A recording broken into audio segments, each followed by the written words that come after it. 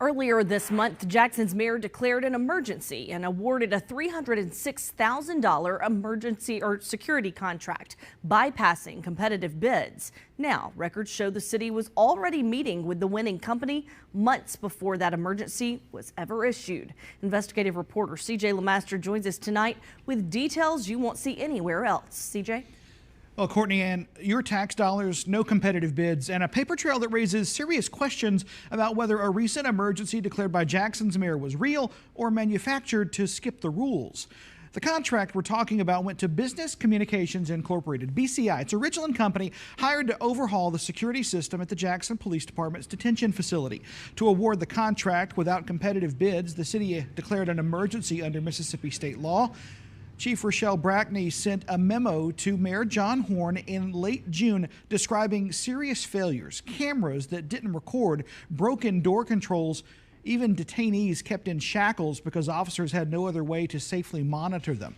But those, you might be wondering if those were conditions that were truly an emergency or a justification for a decision already made.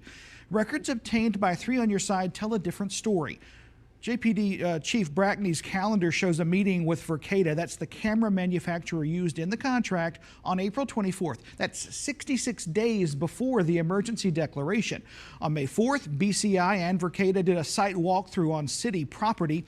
By mid-May, BCI had issued 2 quotes totaling more than $306,000.